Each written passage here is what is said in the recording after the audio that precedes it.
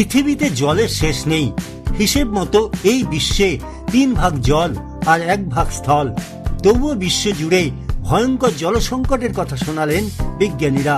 রাষ্ট্রসংঘের এক সাম্প্রতিক প্রতিবেদনে বলা হয়েছে, পৃথিবী এখন গ্লোবাল ওয়াটার ব্যাংক্রাপসি, বিশ্ব জল দেউলিয়া অবস্থার এক নতুন যুগে প্রবেশ করেছে। আসলে এই জল হলো খাবার বা মিঠে জল। ব্লুমবার্গের এক প্রতিবেদন উল্লেখ করে এই রিপোর্ট দিয়েছে ndtv.com। এর আগে ওয়াটার ট্রেস বা ওয়াটার ক্রাইসিস শব্দ ব্যবহার করা হতো, যেগুলোতে পুনরুদ্ধারের সম্ভাবনা থাকত।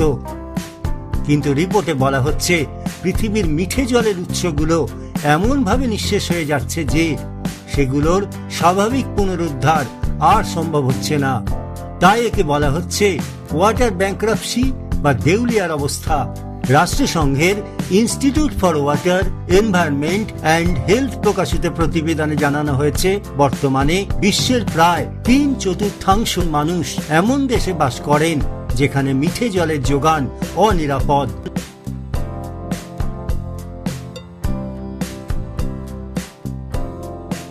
প্রতি বছর অন্তত 1 মাসের জন্য তীব্র জলসংকটে ভোগেন প্রায় 4 বিলিয়ন মানুষ।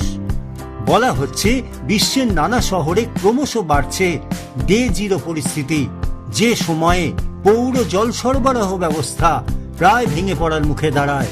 এটি এমন একটি পরিস্থিতি যেখানে মানুষের ক্রমবর্ধমান জলের চাহিদার ধাক্কায় জলাধার কার্যত শূন্য হয়ে যায়। সম্প্রতি ইরানের তেহরানে তীব্র জলাভাবের কারণে রাজধানী স্থানান্তরের কথাও ভাবতে হচ্ছে। তুরস্কে ভূগর্ভস্থ জলস্তর নিঃশেষ হয়ে যাওয়ায় প্রায় 700টি বিশাল গর্ত বা সিঙ্ক হোল তৈরি হয়েছে, যার কয়েকটির গভীরতা প্রায় 100 ফুট পর্যন্ত।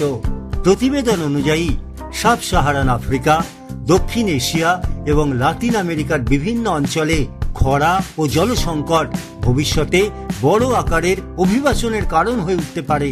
বিশ্বের প্রায় অর্ধেক মানুষ গৃহস্থলীর কাজের জন্য ভূগর্ভস্থ জলের উপর নির্ভরশীল, যা দ্রুত হারে কমে যাচ্ছে। আবার নিরাপদ নন ভূপৃষ্ঠে জলের উপর নির্ভরশীল মানুষও।